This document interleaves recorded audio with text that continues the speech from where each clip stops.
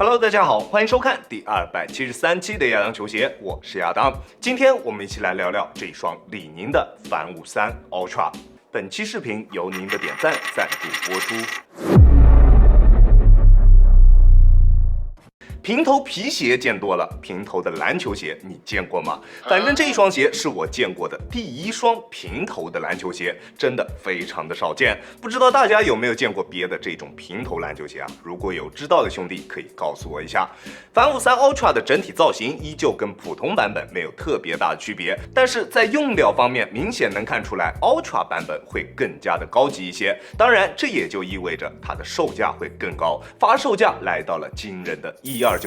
我上一次买这么贵的偏外厂的鞋款是5年前复刻的战士1代。当然，这么贵的外厂鞋我可不会原价买，我买的时候价格已经下到了700多，现在二级市场上面的价格已经降到了600左右，5折不到的价格，折扣力度还是比较不错的。在配置方面，依旧是全掌的泵加上全方位的 TPU 材料包围，在前后掌的衔接处加了一块异形碳板，鞋面使用了皮质材料加上泵丝的组合，并且在鞋头以及鞋身的两侧都使用了热熔丝制成的大面积透气网眼，单支42码，重量392克，在重量方面的表现还算不错。在尺码的选择方面，我平时耐克穿42.5，李宁穿42，这一双鞋我选择的42码还是比较合适的，你可以适当参考一下。球鞋的鞋楦宽度属于正常的一个宽度，对于脚型的适配范围非常广。如果你的脚型偏宽，可以适当选大一个尺码，这样可以得到更好的穿着体验。在实战方面，我们依旧还是从大底开始说起。在大底方面，我手上的这个配色使用的是全掌的水晶底，估计大家对于李宁的水晶大底在抓地方面的表现都有所耳闻，对吧？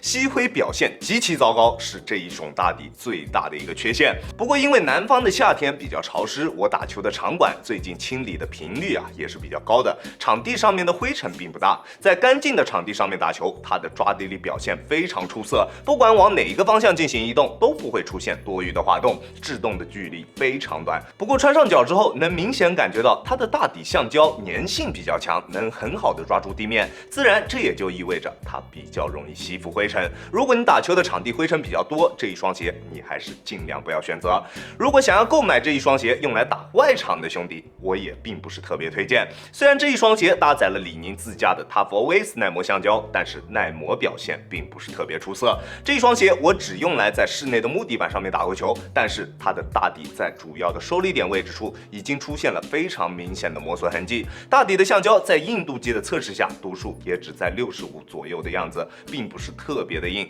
虽然纹路的深度确实还不错，但是如果要用来打水泥地，我觉得它坚持不了太久。在中底方面，整体的表现还算不错，中底重心控制的比较适中，场地感表现比较一般，并不是特别的出色。好在中底的缓震材料调教偏韧，并且做出了全方位的软质 TPU 材料加固，在发力突破的过程中，脚底下基本上不会有什么泄力的感觉出现，整体的反应性表现完全没有任何问题，脚底下的响应速度非常快，没有一丝拖泥带水的感觉，并且在做到拥有出色反应性的同时，它还拥有着非常不错的脚感，但是这都是它这一副比较厚实的鞋垫所提供的，这就造成了这一双鞋存在着一个脚感不错，但是缓震并不是特别出色的情况。在单纯脚后跟着地的时候，震脚的感觉还是比较明显的，缓震极限并不是特别高，而且这仅仅是在室内木地板上面的表现，如果要是放到外场，体重在150斤以上的兄弟可能就不太够用了。中底的前后落差控制的还算比较适中，穿在脚上并没有明显的前高后低或者前低后高的感觉，在中间位置处放置的大面积异形碳板让中底的前后掌过渡更为流畅，但是在实际的跑动过程中，前后掌的过渡并不丝滑，会存在着一定的断层感，在使用全掌跑动的过程中感觉不是特别的好。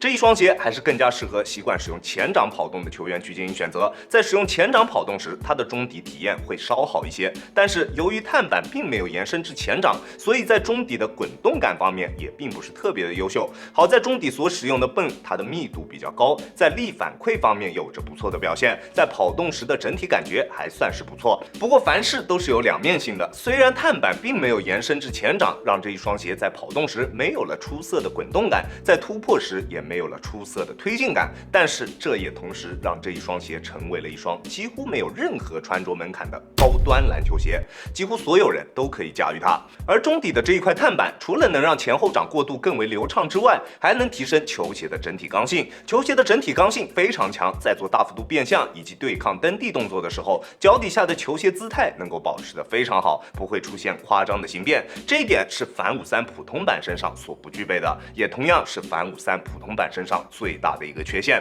但是这一块在两侧都做出了上翻的异形碳板，同时也给这一双鞋带来了这一双鞋身上最大的一个缺陷。如果你打球强度比较大，或者你的体重比较大，那在穿这一双鞋做一些大幅度变向或者是对抗蹬地的时候，它的外侧碳板会出现非常明显的顶脚问题，变向多了之后，脚会被顶得非常的难受。而在你起跳落地时，如果球鞋的侧面先触碰到地面，那它的碳板就会给你的脚来上致命一击，真的特别的疼，并且这些情况在中底的泵逐渐衰减之后会越来越严重，这个问题大家一定要关注一下，好吧？这一双鞋的大底全方位都做成了弧形，好像特别适合变向党去进行选择，但是一旦你做了大量变向之后，双脚的外侧都会出现比较明显的疼痛感，这可以算是这一双鞋为了外观而在穿着体验方面做出的牺牲。而在鞋面支撑方面，这一双鞋有着十分出色的表现，大面积的热熔编织材料加上泵丝以及类皮质材料的组合，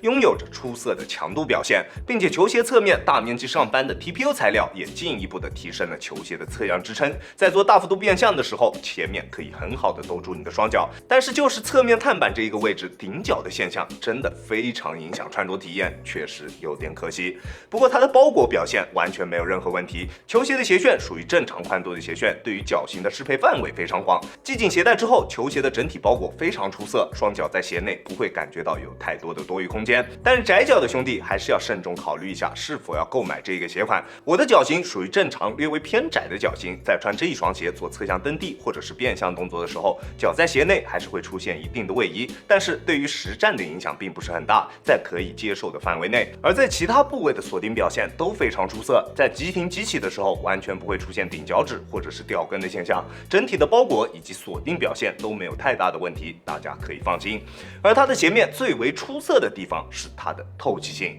在做到拥有出色鞋面强度的同时，让它的透气性尽可能的有着最为出色的表现。大面积的镂空鞋面让它在炎热的夏天也完全不会出现捂脚的情况，这一点真的非常棒，它的透气性绝对可以算得上是顶级的，完全不会逊色于 AJ36 或者是37。反53 Ultra 的整体稳定性表现也同样十分出色，虽然它的大底造型呈弧形，但是它宽大的大底加上适中的中底重心以及中底的 TPU 全方位加固，让它在保证了拥有出色灵活性的同时，又拥有着极为出色的稳定性表现。穿它打球心里还是非常踏实的，在做动作的时候脚底下不会有什么顾虑。哦，对了，这一双鞋还有一个比较明显的缺陷，就是它的足弓支撑做的比较糟糕，脚在鞋内完全感觉不到任何的足弓处的承托感，穿久了之后足弓处的疲惫感还是会比较明显的，这一点你也必须要了解一下。这一双鞋亚当球鞋主观评级 A 减，这一双鞋的优点非常明显，透气性强，包裹出色，灵活性优秀，还拥有着足以应对高强度实战的整体鞋身刚性。